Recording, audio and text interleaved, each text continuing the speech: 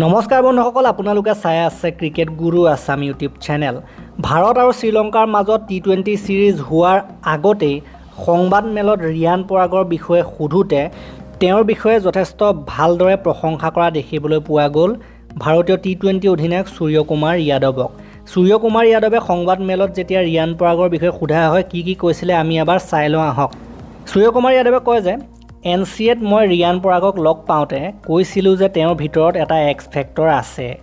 মই বাহিৰৰ হুলস্থুলবোৰৰ পৰা নিজকে আঁতৰাই ৰাখি তেওঁক ক্ৰিকেটত গুৰুত্ব দিবলৈ পৰামৰ্শ দিছিলোঁ।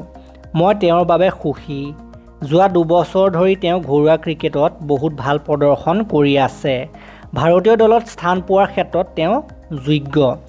এইদৰে সাধাৰণতে সূৰ্যকুমাৰ যাদৱে বিভিন্ন কথাই ক'লে, এক্স ফেক্টৰ আছে বুলি ক'লে ৰিয়ান পৰাগৰ ক্ষেত্ৰত, আৰু ক'লে যে তেখেতে যিবিলাক বাহিৰৰ হুলস্থুল যিবিলাক সাধাৰণতে তেখেতৰ বিষয়ে সমালোচনা হয়, মানুহে বিভিন্ন ধৰণৰ কথা কয়, সেইবিলাকৰ লগত লাগি ল'বলৈ সূৰ্যকুমাৰ যাদৱে মানা কৰিছিল, সেইবিলাকৰ লগত জড়িত হ'বলৈ মানা কৰিছিল। ক্ৰিকেটত বেছি গুৰুত্ব দিয়াৰ বাবে সূৰ্যকুমাৰ যাদৱে তেখেতক পৰামৰ্শ দিছিল, আৰু যিখিনি তেখেতে ঘৰুৱা ক্ৰিকেটত পাৰফৰ্মেঞ্চ কৰিছে ফাৰ্ষ্ট ক্লাছ ক্ৰিকেটত, সেইখিনিৰ বাবে প্ৰদৰ্শনৰ বাবেই তেখেত ইণ্ডিয়ান টীমত পাইছে বুলি তেওঁ ক'ব বিচাৰিছে। গতিকে ইমানখিনি পাছত কেপ্টেনে প্ৰশংসা কৰাৰ পাছত তেখেতে 11ত চান্স পায় নে নাপায় সেইটো লক্ষণীয় হ'ব। টি20 11ত চান্স পাবলৈ সক্ষম হয় নে নহয় সেইটো চাবলগীয়া হ'ব। গতিকে আমি আশা কৰিছোঁ যে তেখেতে চান্স পাব 11ত। তাকে আশা কৰি এই ভিডিঅ'টো ইমানতে সমাপ্ত কৰিলোঁ।